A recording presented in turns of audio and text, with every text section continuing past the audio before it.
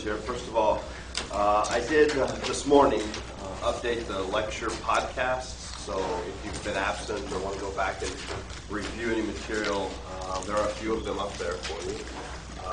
I did actually put the podcast from the day we watched the film last week, so that if you missed the film, I was kind of just looking at that, you can actually at least hear the audio from the film, so that may be some benefit to you. And there's actually I guess it's that camera right there, so there's an angle here where you can see most of the film itself, so you might be able to actually watch the film again, although you couldn't manipulate it too well, but it's there as well. You'll see, and I made an announcement that this is the day we watched the film, so do what you can with that, but if not, then you may want to figure out a way to see that film on your own. The podcasts are up then. We have two lectures on World War II, and today we're going to start the aftermath of World War II, the Cold War. And I'm going to post the next couple of quizzes, probably not today, but I'll get them up tomorrow.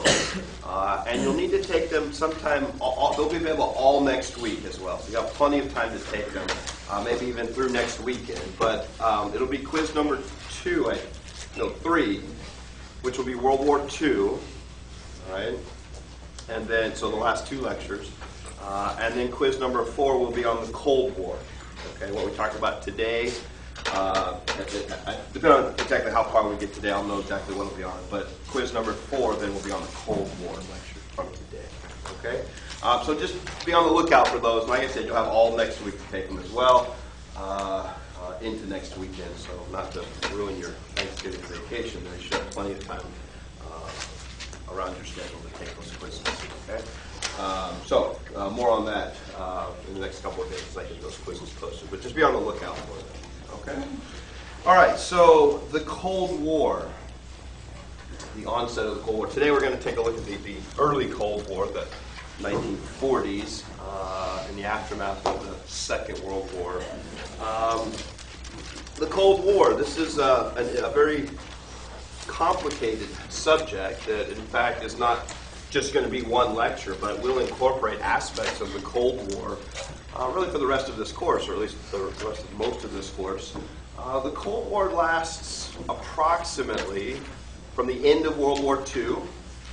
Exactly when we started is a matter of debate, but clearly it's not before 1945, because this is a conflict between the United States and the Soviet Union, and during the war we are allies, right? But sometime after World War II, I would argue it's probably about 1946, as we're about to get into a conflict with Turkey and Greece, and I'll detail this in a minute. But after World War II, but when does the Cold War end? You know, any guesses as to how long this thing's going to go on? Is it 1985? As long as there's a Soviet Union, right? So 1991, right? Some people might date it to 1989 with the fall of the Berlin Wall. That ultimately was the end of, the beginning of the end of the Soviet Union as well. We'll take a look at those events a little bit later. But 40 years, right? We're talking about a long, long conflict. The second thing we might consider is a definition of the Cold War, right? First of all, just that concept of a Cold War. What does that mean? Just a Cold War? Maybe not even just this one, but just a Cold War in general. What does that usually refer to? Has heard of this concept of a Cold War? Cold fusion. There's no shots fired. Okay, now there's no shots fired. All right, now that's a very interesting way to put it, because technically that's correct, right? This is more or less a standoff between the United States and the Soviet Union, right? A hot war is a shooting war, right? The United States and the Soviet Union never directly went to war with each other, thank God, right? But when we say it's a Cold War, there were no shots fired, that is incredibly misleading. We're going to see some of the worst wars of the 20th century, World War II excluded, right?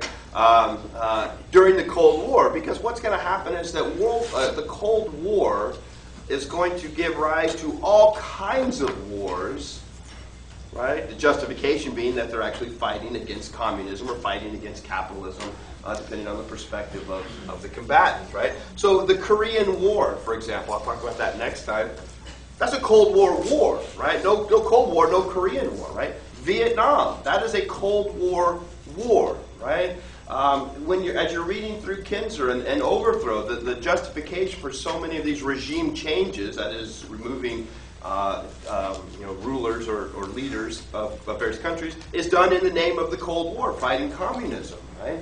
So because we use that term Cold War, technically it's not a shooting war, don't be misled by that. This is going to be some of the worst violence the 20th century is going to see in the name of the Cold War, right? So what it is there's a lot of it's the United States and the Soviet Union indirectly fighting each other, or at least fighting ideology or communism and capitalism, all right? Second of all, so we're going to come back to Cold War issues for much of the rest of this class then, obviously as we look particularly at Korea and Vietnam. But even domestic issues like the civil rights movement, another topic we'll come back to a little bit later. Interestingly, notice the timing of all of this. The 1950s, the 1960s, this idea that if you're trying to promote America, right, and American values in the face of godless communism, right, this is what the Cold War is all about, it doesn't really, if you're trying to promote the values of the United States to the rest of the world, and yet you are treating African Americans the way we were treating them, segregating them in the South, that doesn't really make the case. That's not a very appealing way to promote American values, right? So notice that the whole civil rights movement is also going to take place. I mean, a domestic issue, civil rights, take place in the context of the Cold War as well. Notice this is when the government is finally going to pass legislation to end segregation, to end discrimination, at least legally, right? In the name of the Cold War, right? Because it promotes American values abroad, right? So again, this is a large overarching topic here, the Cold War. Lots of subtopics within it. Right? Let me before I get to the map here. Let's consider then an actual definition of the Cold War, not just a Cold War, but the Cold War, right? First and foremost, it is and I think I have this on your handout here, right? It is an ideological rivalry. Ideology. And what is the ideologies at stake here in competition with each other? Communism of the Soviet Union. And from America's perspective, what is our ideology that we are promoting? Capitalism. Not democracy. Not democracy. Now, we're happy to promote democracy if it's in our interest. No, we weren't. What's that? No, we weren't. Sure we are, if it's in our interest, that is right. If it's not in our interest, we're happy to squash democracy as well. So when people want to say that the Cold War is democracy versus communism, no, that is not what it's about. It is capitalism versus communism. It is economic, right? Can you have a democratic communist country? A democratic communist country. Yes. Not theoretically, yes, you absolutely can, right? Now how it plays out, and again, what that would actually look like is something that we've never seen, but sure, absolutely you can have a democratic communist country, right? Can you have a totalitarian capitalist country? Yeah. Absolutely, right? So they're not mutually exclusive, right? These are concepts, and the concept at conflict in the Cold War is economic. Communism, capitalism. Okay? So it's that rivalry, but notice that if it was just that rivalry, the Cold War would have started back during the beginning of the Soviet Union, right? In at least 1917 with the Bolshevik Revolution, or perhaps even 1921, 22 with the creation of the Communist Soviet Union. But the Cold War doesn't start until after World War II, right?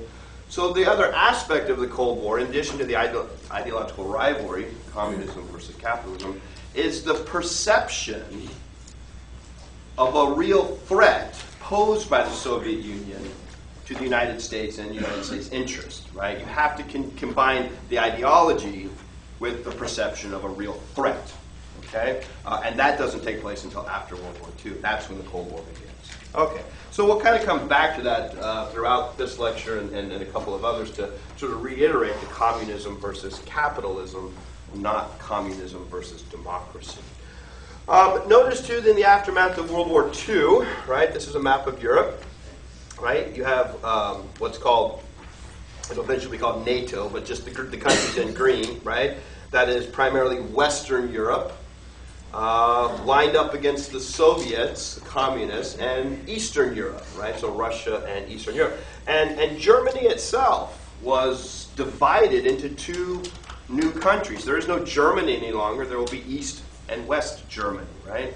Eastern Germany will be controlled by the Soviet communists. The West will be controlled primarily by the United States, but our allies, the French and the British as well. And even the capital of old Germany, Berlin, is divided into East Berlin and West Berlin. And that will be important later when we get to the actual construction of the Berlin Wall, where it literally built a wall to keep East Berliners from escaping into West Berlin, because if you could get to West Berlin, you can then get out of the country, right? That's a little bit later in the course here, but this is the aftermath of World War II. The map is changing. Germany is carved up, and now the forces or allies of the Soviet Union are going to go against the allies and the forces of the United States. Right?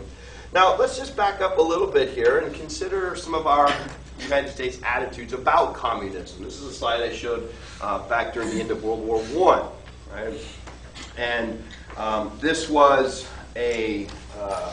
what's called the Red Scare. Right? Now, this is back during World War I or the end of World War I. This was in the aftermath of Lenin's Bolshevik Revolution. Right? And here we have this idea, this fear that the communists are everywhere, right? Again, Lenin was calling for a worldwide revolution, and this translates to the United States that this sort of obsessive paranoia fear that there are communists everywhere, we need to spy on them, but more importantly, this is going to be the justification to round up suspected radicals, immigrants, anybody that sort of challenged the status quo, right? About 6,000 people were rounded up, detained, many of which were deported, right? So the point is that anti-communist sentiments are institutionalized in America. We are taught to hate anything to do with communism, right? And notice, if you basically remember as well, back when we were talking about this lecture, what was the Red Scare actually used? Who, besides immigrants and radicals, who else could you then label or sort of, I guess, come under this sort of suspicion of Red Scare? What other sort of groups could... Labor unions. Labor unions, exactly right. I said that very awkwardly, but absolutely right. Labor union, organized labor, because notice the language that they use, the collective, the masses, this sort of organization of the people, the numbers, right? Again, labor unions are not revolutionaries, right? They are really trying to demand concessions from capitalism, but they're still within the capitalist system, right? Franklin Roosevelt, when he began policies that in any way promoted what we might call aid for the masses, welfare, again, social welfare, distribution of food, social security, any of these sort of things that benefited large numbers of people, many of Roosevelt's critics, they called him that he was a red, he was a communist, right? Because again, it was that same sort of mentality of benefiting the masses of people. This somehow challenged individualism, right, and the sort of American values that you're supposed to take care of yourself, right, and the government is not supposed to help you. Right? So remember, that was in the context of the Great Depression, where people couldn't or very difficult to help themselves, and many people benefited from these. But that social welfare, that kind of created, at least from people on the far right in America, a suspicion about Franklin Roosevelt. But where does that suspicion come from? Because these anti-communist sentiments have been so institutionalized that anything that sort of has communist leanings, socialist leanings, is going to be viewed with suspicion. Okay? All right. Now, and by the way, the United States never diplomatically recognized the Soviet Union from its creation in the early 1920s until Roosevelt in the mid-1930s, right? So when you don't recognize a country diplomatically, that is one of the, you're basically saying that you're not legitimate, right? And diplomatically, that is as big an insult as you can and level at somebody. Remember, we didn't recognize, for example, the Taliban in Afghanistan prior to 9/11, right? That's the sort of same mentality here, is that we are saying we don't recognize you as a legitimate government. That was our attitude towards the Soviet Union, right? Which, again, is fostering that hostility. Now, what is going on with the Soviet Union in the 1930s, right? Well, the man on the left is Joseph Stalin, right? And he was the one that took over leadership of the Communist Soviet Union after Lenin's death, right? And in the 1930s, the Soviet Union is they're no threat to the United States. They're not even what we were before the Great Depression, right? They are beginning to do in the 1930s what we had done back in the 1870s and 1880s. That is, they're going through their industrialization period, right? And notice, too, this becomes a great sort of economic boon for the United States in terms of corporations, in terms of engineers, in terms of scientists. That is skilled labor that could go to the Soviet Union and help them industrialize, right? For profit, of course. But notice that this is the time of the Great Depression. Any kind of economic advantage or assistance, we're quite happy to pursue that, right? So once again, in the name of capitalism, we're going to work with the communists here because it was good for us, right? Once again, the ideology sometimes gets compromised, or at least the principles sometimes get compromised in the name of pursuing profit, right? All right, so when the war begins, World War II begins, all of that anti-communist sentiment, you've got to calm that down. Why? Because now the Soviet Union is our ally. We need them. We need them. There's no way we can defeat Hitler without them. Right? Again, it is American industry, but it is largely Soviet manpower on the Eastern Front. That is the two reasons why or our keys to victory during at least the European War. Right? How is it then, when the war is over, that we're going to deal with the Soviet Union? Okay? Now, in the aftermath of the war, or as the war is declining, and you can see here, this is towards the very end of the war. Just look at this image here from Roosevelt at the beginning of the war, Roosevelt at the end of the war. Right? This war cost him his life, basically. Again, he didn't have great health to begin with, but he is just a shell of his former self. And again, he dies in office in April of 1945. But the question becomes, during the war, at some point, 1944, after D-Day, the tide is beginning to turn. You have to start thinking about the aftermath. What is it going to be like in the war, in the world, between the United States and the Soviet Union? Because these are going to be the two big powers, right? So when we start considering, sort of what that relationship is going to be like, we should consider, first of all, what Roosevelt's plan was, or what his opinion was, right? And here's the first biggest problem we have, is that Roosevelt never told anybody what his plan was. We didn't know what his plan was. He didn't even tell his vice president, Harry Truman, right? So every time Stalin wants to negotiate about the post-World War II era, what is Roosevelt going to do? He's just going to postpone it. Let's talk about that later, right? Now, in many regards, why would Stalin want to negotiate during the war what the post-war is going to be like? Because he knows that when the war is over, that hostility is coming back, right? And we're not going to be able to negotiate nearly as well after the war as we will during the war, right? That is, Stalin knows he has leverage during the war, right? And what is his big concern? His big concern is Eastern Europe. Eastern Europe, right?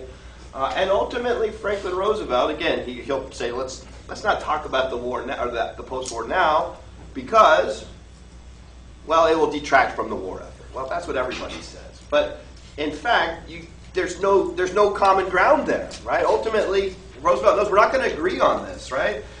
So he postpones and he postpones, right?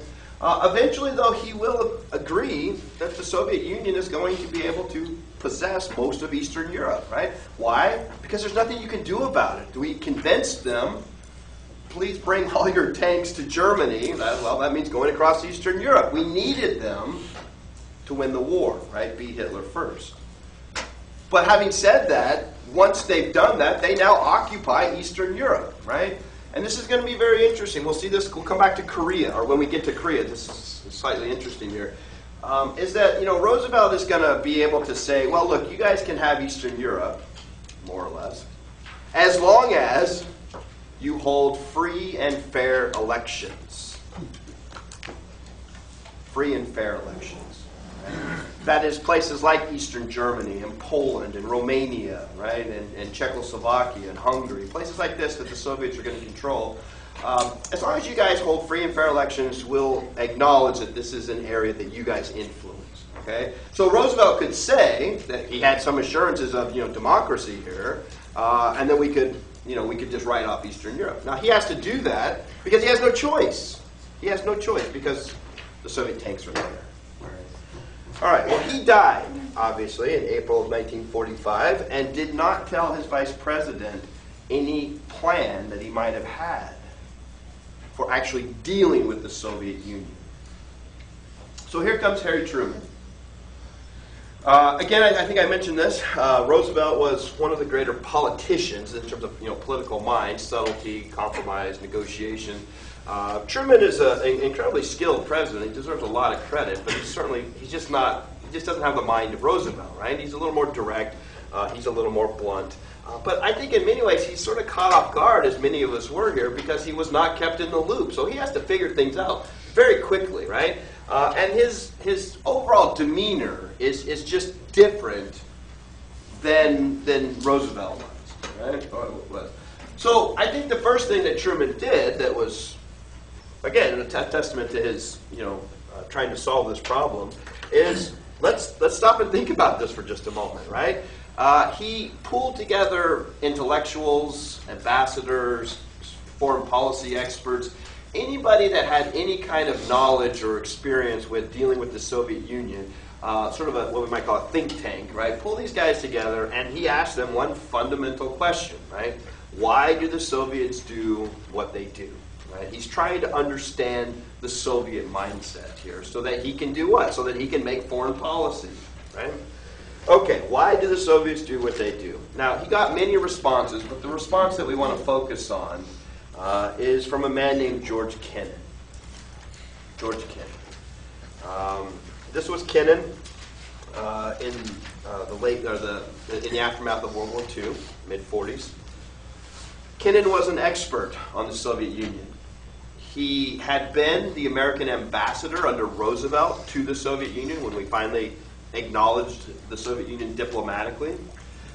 During World War II, he was in Moscow, the capital of the Soviet Union, so he was in Russia during the entire World War II. And he was a true expert. He had lived amongst the Soviets. He had been there. He knew their sort of the workings of the Soviet mind.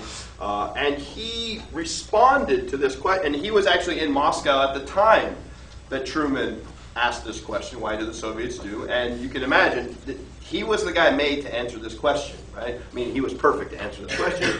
And he telegrammed, or sort of sent a telegram back to Washington from Moscow with his response, with his answer. This is why the Soviets do what they do. And this becomes known as the long telegram. Why? Because it's 8,000 words. Right? And again, remember, this is a telegram, right? We have telegraph operators, right? I mean, we're talking very tedious transmission of this response here, right? I'm sure his secretaries were not pleased with this, right? But he responds to the question, why do the Soviets do what they do? Okay? And in the sort of big picture here, the Soviets simply do not trust the West. There is massive distrust on the part of the Soviet Union in any way, shape, or form dealing with the West, the capitalist West. Okay? And I think we want to consider this, and I don't know if I have this on the slide there, but I have it on your handout. It's some of the reasons why the Soviets do not trust the West. And I think this is very important that we understand. The Soviets have legitimate concerns. On the other hand, the Soviets have illegitimate concerns, right? There are both, and we need to factor in what are legitimate concerns, what are illegitimate concerns, right? Well, as I said, Eastern Europe is the key here, right? From a Soviet perspective, they want to make sure that they have control over Eastern Europe after World War II. That's exactly what Stalin kept trying to negotiate with Roosevelt. He finally got concessions from Roosevelt. Again, Roosevelt had no choice because Soviet tanks are occupying Eastern Europe. But Eastern Europe had been the staging ground for three major attacks or invasions of Russia or the Soviet Union. If we go back to Napoleon, right? We go back to World War I and the Germans, and World War II and the Nazis. Europe, and particularly Poland, that had been the staging ground for three major invasions of Russia or the Soviet Union, right? So they want to make sure they have control over that territory, right, to create sort of a safety or a buffer zone in case the West ever tries to do this again, right? I think this is a legitimate concern that they have, right? Keep in mind that back during World War I mentioned this at the time, but we'll sort of ask you to sort of access this file here. Remember our response to the Lenin and the Bolshevik Revolution at the aftermath of World War I, or 1917, 1918. What did we do when Lenin started taking over? Do you guys remember? We did this in joint with the British. They invaded Russia. We invaded Russia. Right, 10,000 American troops, 15,000 British troops. Now, this was not a major invasion. This was into the north, up in Archangel, in the north of Russia, and it was primarily to sort of help liberate some Czechoslovakians who were under siege by the Bolsheviks. But the point was that we were trying to prevent the communists from taking over, from Lenin's revolution to be successful. So, again, I think I asked the question at the time: how many Americans knew we had done that? None, or very few. But how many Russians knew? All of them knew this, right? Again, they know, just as we would know if we had been invaded by some country, to prevent our very existence, right? Again, how would we feel if somebody had invaded us during the American Revolution, like Spain or something, to try to keep us from not winning, right? We would remember that. Well, the Soviets remember that. And this is a legitimate source of distrust, right? How about that second front? Roosevelt promised a real second front during World War II in 1942. Now, I say a real second front, I mean an assault on the western frontier into France, or some sort of assaulting Western Europe, so that it would take pressure off the Soviets on the Eastern Front. Because remember, the Russians, the Soviets, they are being chewed up by the Nazis in 1942, 1943, as Hitler had reneged on this non-aggression pact, right? And when did we actually invade or launch some kind of an invasion on the Western Front? 1944. That was the famous D-Day invasion, Normandy, right? 2 years later. And what is Stalin thinking the whole time? Where are you guys, right? Well, we're piddling around in North Africa and Italy, and not to be dismissive of those campaigns. Those were obviously very important, right? But you can see from a Soviet perspective, it appeared that we were waiting for the Soviets and the Nazis to kill each other off, and we would come in at the very end, which I'm not suggesting that was our intentions, but you can see how it appears to be the intention from a Soviet perspective, right? And that's what this is about, perspective. So all I'm trying to suggest to you, and this is what Kennan, this is why it was a long telegram, is Kennan's trying to explain to Truman, these are all the reasons why the Soviet Union does not trust anything coming from the West, because we have proven ourselves, in many instances, to not be trustful. Right? Okay. So, how do you deal with the Soviet Union then when they simply don't trust you? Right. That's one of the questions that Truman is trying to figure out. Right. How are we going to do this? How are we going to create foreign policy? Well, the other side of this, right, again, is, what are the illegitimate reasons why the Soviet Union distrusts the United States or the West, right? Because this is going to factor into this policy of containment, which I'll get to that in just 1 second here. So we saw some legitimate reasons for distrusting the West, but how about Stalin manipulating the situation to justify, arguably, the most brutal tactics we've seen of any dictator in maybe the history of the world, or at least for sure the 20th century. You could sort of flip a coin as to who is the true evil here, Hitler or Stalin, right? Hitler was, hard to compete with that for true evil. But Stalin, between Lenin and Stalin, they were responsible for the murder of about 20 million of their own people. Let that number sink in for just 20 million. Now, why is it that we're not so concerned about that? Why are we not making such a big deal about that? Because they're their own people. It's when you attack people outside of your country, that's when we're going to have a problem, right? You want to kill your own people? We don't tend to protest that. Then, as well as today in a lot of countries, right? 20 million people. Stalin was purging the military. He was consolidating power. He was industrializing. And everything was in the name of modernizing Russia, modernizing the Soviet Union. And anybody that resisted simply were executed or massive self-imposed famine, right? Literally starving people to death, or send them to what were called gulags, that is work camps in the middle of Siberia. Notice in the middle of Siberia, they don't even have fences. You don't need fences because you got nowhere to go, right? And it was a way to dispose of people that challenged Stalin's police state, right? And what was Stalin telling his people that was the justification for that? Well, anybody that has this kind of totalitarian, murderous dictatorship, and it's going to be so violent to their own people, they have to tell their people something. That is, why do we need to do this kind of stuff? Because it is in the name of protecting the Soviet Union from, and you always need some kind of external threat. You need a boogeyman out there, right, that is going to invade us and threaten our security, and therefore we have to be harsh and kind of crack down in the Soviet Union, or else we will be weak and taken over by an outside force. Well, what's the outside force? What's the outside threat? The West and capitalism, right? So, one of the things Stalin did in the 1930s was conduct these very infamous show trials.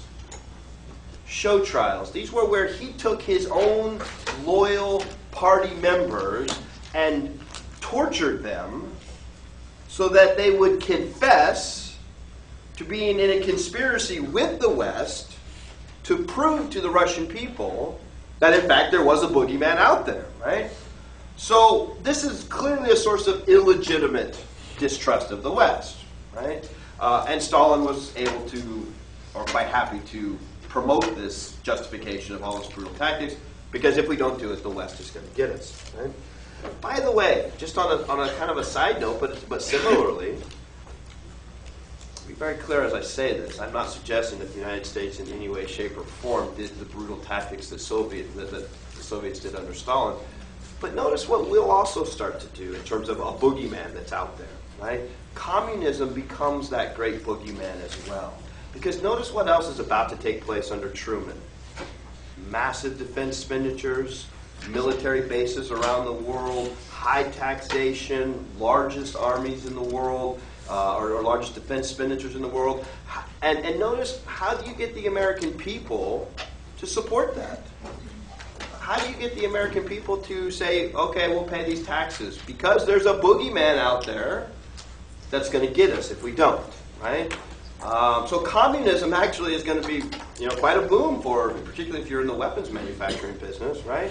And notice that, when communism fades away, 1991, Soviet Union, there was a kind of a general malaise in the United States, particularly industry. Notice this was back in the 90s and Clinton and cutting defense budgets. And if we just had some kind of an ism that we could consider to be the big boogeyman out there, we'll have massive... So communism goes away, but terrorism is out there now, right? And again, notice that we have the largest military budgets we've ever had in the history of this country. Obama has increased our military budget far more than Bush did, right? We didn't cut any expenditures.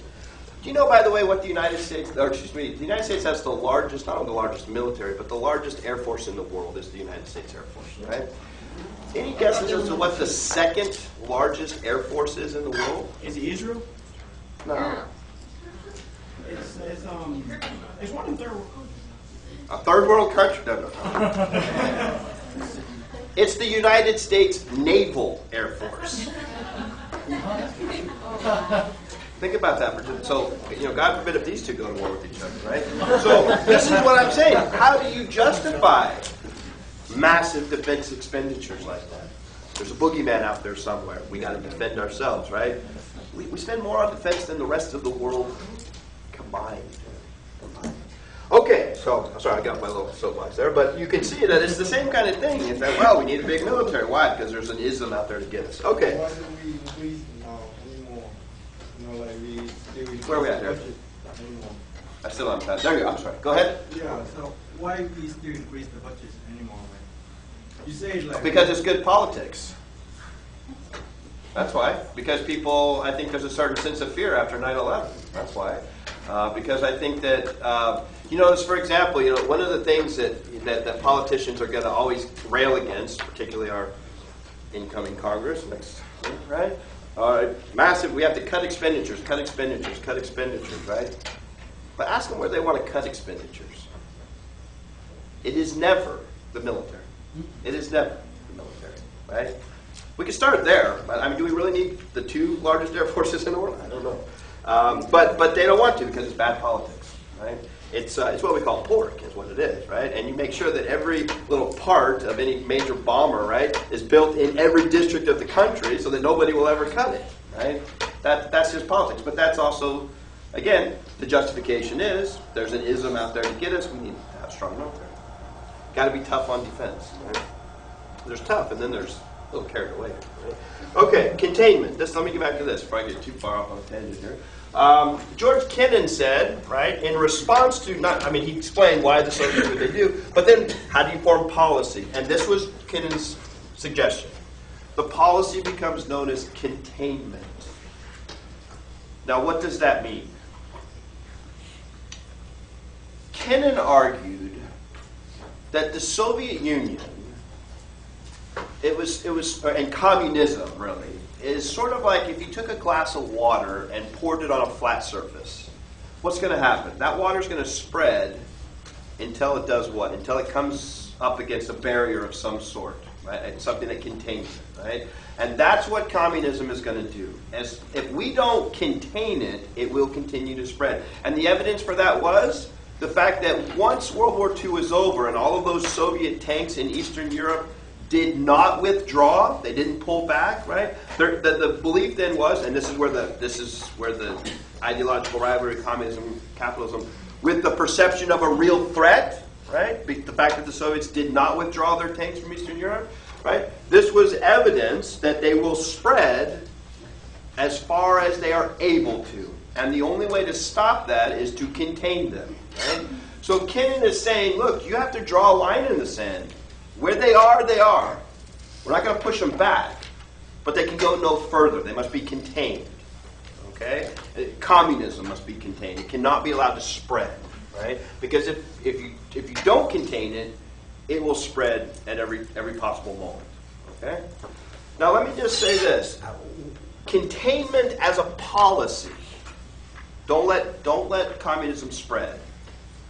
That is a policy that every American president will agree with, will pursue, and will not question or challenge from Truman all the way through Ronald Reagan and the end of the Cold War. Every president will accept containment of communism as a policy and a strategy of fighting the Cold War. Now, that means that the objective is the same. How you do it, the means by which you achieve that objective, is going to be different from every president. They'll all do it slightly differently. Okay? So let's consider first of all then what Kennan argued should be, what containment should look like. Okay? First of all, he argued that containment of communism, our best defense against this would be, in terms of implementing policy, would be an economic policy. Because Kennan basically believed that communism had built within it the seeds of its own destruction. That is, it's not sustainable, at least the way it's ever been implemented, right? And ultimately, then, this is why you do a policy of containment, because if you can simply wait them out, they will destroy themselves. It will implode, which, by the way, is exactly what happened with the Communist Soviet Union in 1991. Right? Because it's just simply the policy is not this communism is not built to have massive profit the way capitalism is. And if you're going to fight a war on a global scale, it just takes a tremendous amount of money. And ultimately, the Soviet Union overextended its reach and then imploded from within. Right? And once it did, it completely went away. And that's exactly what Kennan was suggesting here, is that within communism is the seeds of its own destruction. That's why you contain it and wait it out. That's the policy. Okay? But particularly, Kennan said, you have to sort of put forth an idea, a policy that will challenge communism. And notice that this is, again, capitalism. This is about economics. Right? Because in the aftermath of World War II, Europe is devastated. It is very hard to imagine just how bad Europe was. Europe wide, right? Cities have been leveled. There's no food, there's no fuel, no infrastructure. The electrical grid is down. I mean, it is just it's a pile of rubble, and it's hard to imagine the suffering that's going on in the aftermath of this war. All right. These are people that are desperate, right? And that's what Kennan is saying. And it's not just the sort of physical infrastructure in their lives, but their governments are in tatters too, right? They are all rebuilding themselves. And Kennan is saying, you want to defeat communism, you have to put forth your strengths.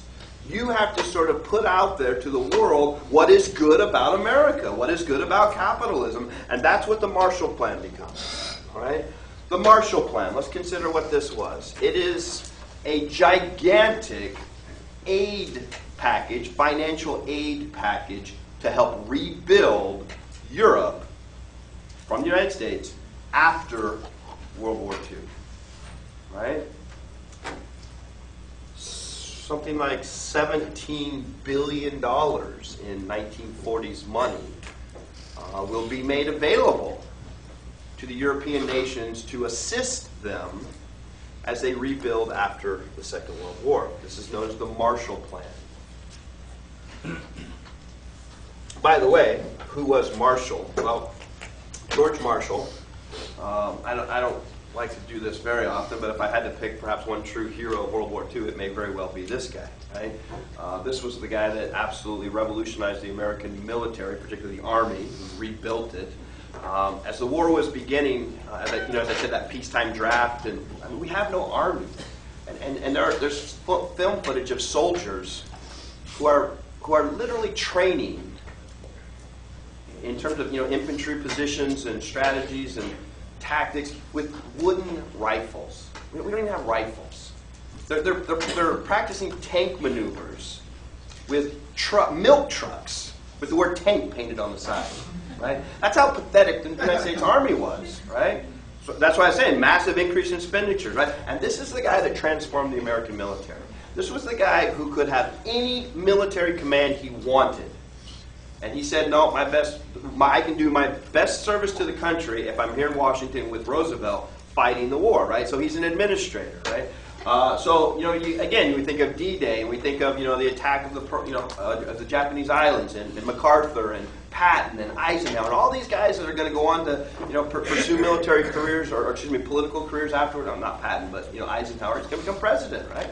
He could have had all of that if he wanted to, and he said, no, my job is with Roosevelt. I would argue, is maybe the real American hero here out of World War II. And he is a beloved figure. The American people love this guy, right? So notice that when we talk about the Marshall Plan, Kennan was the one that said, you got to put forth economic assistance here, but the guy that actually came up with the Marshall Plan was Truman. But if you called it the Truman Plan, Congress would never go for this thing. Call it the Marshall Plan, because everybody loves this guy, right? So it's going to get passed. Now, what was it? I said again, $17 billion to war-torn Europe. Okay. Now think about that for just a moment. And this, by the way, is just a larger question of giving aid to foreign countries. When we say we give aid to foreign countries, what does that actually mean? Are we giving people money? No, we don't give money to anybody. We give credit. We give credit to people, right? That is, Europe can now buy American products and American services. So what is it that ultimately gets us out of the Great Depression? The Marshall Plan does. This is $17 billion in aid to Europe, but what it actually is $17 billion. And by the way, where does all that money come from? Deficit spending, back to New Deal policies, right? Going into debt. We don't have this money, we borrow this money, right? And that $17 billion goes to American corporations, right? It goes to American jobs, it goes to American factories, it goes to American workers and businessmen as they are building or rebuilding or manufacturing the goods that are going to rebuild Europe, right? So a couple of ways to look at the Marshall Plan. On the one hand, this was a major humanitarian effort. No question about this. The Europeans are desperate and we threw them a lifeline. But quid pro quo. You don't get something for nothing. If you would like this money, guess what you will do? You will expel all communists from your government. Right? This is, again, a strategy of using economics to wage this ideological Cold War. And guess what? A lot of countries are quite happy to expel whatever communists may be in their administration, their governments, to get this financial assistance. Right? So this is what Kennan is saying. And by the way, it is capitalism that allows or creates it possible to have $17 billion. Right? This is the great strength of capitalism. Right? Even if there may be some ulterior motives within there, the communists couldn't do this. And by the way, we offered this money to Russia too. They declined. Right? Okay. So this is the idea here. Notice though what I'm saying is that it's an economic policy.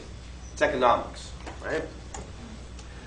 Kennan will also argue, right, putting forth some of the best that America has to offer here in terms of politics, it is democracy. This idea that people can, have consent of the governed and people have a say in the type of government that they have, right? So he is very much trying to promote democracy because it is it's what's the best about the United States, right? And so that's what he's trying to do here is you have to promote what is best about the United States in economics and policy, in politics, so that as the world is remaking itself, notice what they're going to turn to, right? You're presenting to them a model. Capitalism, and to a sub-degree, democracy, right? Capitalism first, right? And this was his plan, okay? Now, what it was not was military, right? He's not saying push back. He's not saying invade countries. He's not saying use the military to overturn or push back the communists. Again, containment is not offensive most of the time. It's more defensive, right? Line in the sand, don't let them expand, promote what's good about the United States in terms of capitalism and democracy so that other countries will turn to that as they are rebuilding themselves after World War II, right? Not military. Not military. All right. This was then his response to Truman's question, why the Soviets do what they do, and what kind of policy we should make in the aftermath, containment. And as I said, every president is going to pursue some kind of path of containment. All right, well, Truman is concerned about what happens in Greece and Turkey in 1947. 1947. And out of this situation comes what's known as the Truman Doctrine. All right? This will be Truman's version of containment. Okay? The Truman Doctrine, again, it has to do with the context is Greece and Turkey. In 1947, both of these countries are in the midst of what we would call a civil war, where the communists in both countries are trying to take over these governments in Greece and Turkey, 1947. And Truman said that we have to help, we have to resist, we have to give the nationalist forces in Greece and Turkey the assistance they need to repel communism. Okay? Now, this is what the Truman Doctrine becomes, is this idea of giving aid to countries, free countries, who are resisting communism. Now, this aid can be financial, It can be diplomatic, it can be political, and it can be the use of the military. Right? Very interestingly enough, the Greek ambassador to the United States died in 1947. He was in Washington, D.C. at the time, and Truman sent the body back to be for burial back in Greece. Now you could do this in a lot of ways, particularly from an economical perspective on a cargo ship or a plane or something like that. He sent the largest battleship we had to take this body back. Right? Why? Because it's a projection of power, military power in the Eastern Mediterranean. Right? Now the other thing that we want to consider here in the context of Greece and Turkey is that the United States government made a decision. Because the problem is that what is the role of the Soviets in this communist uprising in Greece and Turkey? None. None. Because the problem is that communism is not just this ideological, monolithic, set of beliefs that is going to be the same in every country and every culture. It's different in every country that practices it in some form or fashion. So Chinese communism, Vietnamese communism, Soviet communism, Greek communism, they are not the same. There's a basic idea, but it always manifests itself differently and subtly, right? Again, for example, today we consider China a communist country. Sure. They're bigger capitalist than we are. Just look at Hong Kong, right? Now, they are, from a political standpoint, they have one party, the Communist Party, so it's politically communist. But in terms of economic policy, they couldn't be, they're, I don't know if they're less communist than we are, or capitalist than we are, but they are clearly practicing capitalism as an economic policy, right? So it really undermines this idea of what communism is. It's really more of there's no political challenge to the communist state. But economically, that's not communism, that's capitalism at the highest level, right? So the point is that the United States made a decision. You could, here's your choices. You can go to the American people and try to explain to them the subtleties of communism as it's practiced in different countries. Or we can simply say that all communism is the same, and it all comes from the Soviet Union. Now what are we going to do? It's all the same, and it all comes from the Soviet Union. And it's much simpler that way, right? Again, you have to simplify these things. Yeah? Looking back over history, that would definitely seem to be the case. At this time, though... This time, 47? Or? Yeah, okay. 47, right after World War II, would you say the bulk of communist nations were located in Eastern Europe directly? Directly. Oh, absolutely. Yeah, no. You have like Romania, Ukraine, Bulgaria, which are all technically nations, but all really under the thumb of the Soviet Union. Absolutely correct. Would it not appear at the time that communism could be monolithic? I mean, as progressives, especially with Korea and Vietnam later, we start to see that it's different. But at that time, in 1947, wouldn't you say that it does appear to be monolithic? I think that you can make the case. Absolutely, you can make the case that it definitely has a sort of a nexus, an origin from Lenin and the Soviet Union and spreading out to neighboring satellite countries. You can absolutely make that case. But we knew that the Soviet Union did not have anything to do with Greece and Turkey. We knew that too. So while you can make the case because it's obvious, again, particularly in sort of in a macro perspective here, that it has a common origin and therefore it's at least related to the Soviet Union. You can easily make that case, and it's much simpler that way. But you can also, if you want to be more specific, or more accurate, you could also say that, this communism is slightly different than Greece and what's happening in Turkey. But, so again, this is, I'm not, how would I say this? It's understandable why the United States is going to make this decision. Let's just pursue a path of all communism the same, because it's so easy to see it that way, right? But it's also easier from a political perspective to get your policies of fighting communism passed and sort of agreed upon by the American people if you have that sort of one common, simple enemy, right? And that's the only point I'm making is, and absolutely, it does appear sort of in the big picture to kind of have a single source and a single connection. You can absolutely make that case. But remember that this is a worldwide movement that is going to spread, and as you said, China particularly is where we're headed with this, right? The Chinese and the Russians absolutely hate each other or fight each other, so it's not like, well, we're all communists, let's all, kumbaya here. No, right? It's going to be very different because they also still have their own sort of political, cultural differences that predate communist revolutions, well back into history. But yeah, you can absolutely make the case that it's easy to see, as well as emphasize, that, yeah, there's a common connection back to the Soviet Union. I'm just saying that we also knew technically that was not the case. But it's an easier, from a policy standpoint, to simplify it down to that, right? Because it makes Cold War policies easier for the American people to accept, right? But yeah, you're absolutely correct. You're absolutely correct. All right. So Truman and the Truman Doctrine. We must give resources, aid, financial, diplomatic, military, if necessary, to countries that are resisting communism. Right? Now again, this is in our interest to do this, obviously, because communism is anathema to capitalism. Right? But he adds a military component to it that Kennan had really de-emphasized. Right? So this is slightly different than what Kennan had said.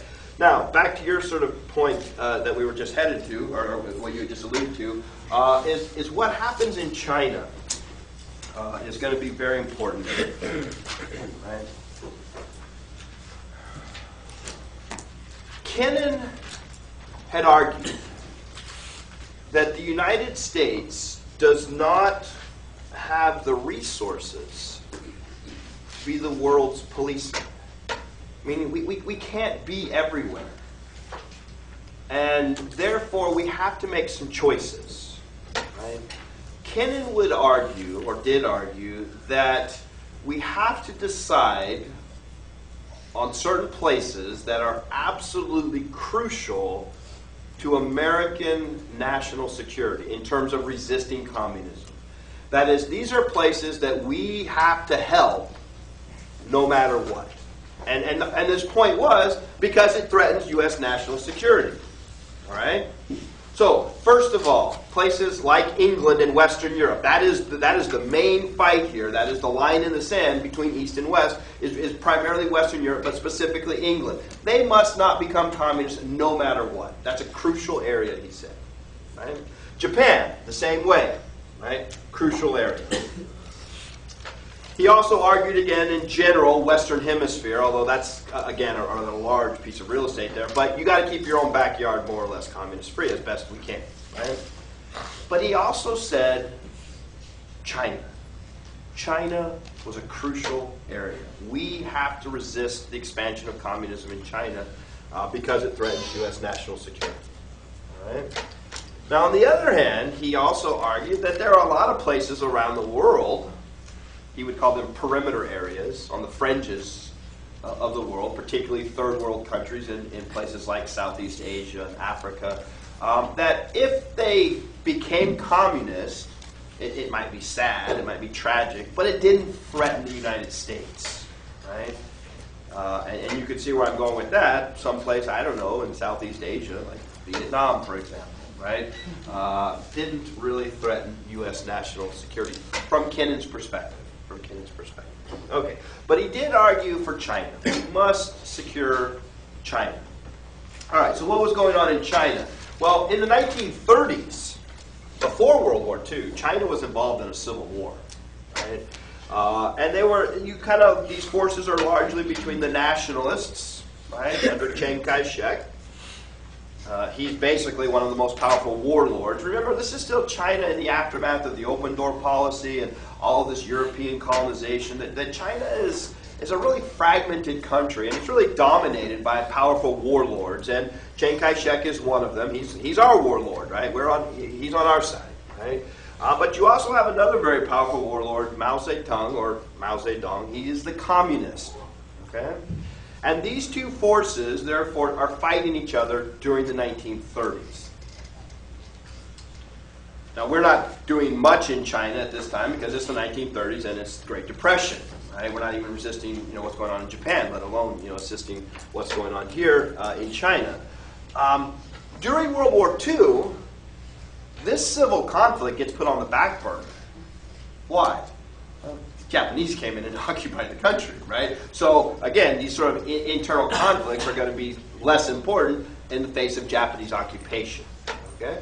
So once the Japanese are defeated after World War II, this conflict reemerges, right? And now in the midst of the mid-1940s, we have another civil war brewing, or that's a continuation of the same civil war, really between, again, the communists under Mao Zedong and the nationalist forces who we supported under Chiang Kai-shek. The problem here is, and in fact, George Marshall had actually, he was sent to China to try to see about American influence and could we negotiate some kind of a settlement here. Ultimately, Marshall himself came back, kind of threw his hands up in disgust and said, look, there's nothing we can do here, right? This is beyond our control. So the problem here was that the United States did not, and again, under the advice of Marshall, which I tend to agree with him here, we did not pour in massive resources to oppose the communists in China. Right? Now, this is something that Kennan had said to do. We need to support China here and prevent them from becoming communist. But we didn't. Right? I mean, marginally we did, but not significantly. And the consequence of this was, in 1949, China becomes a communist country. Right?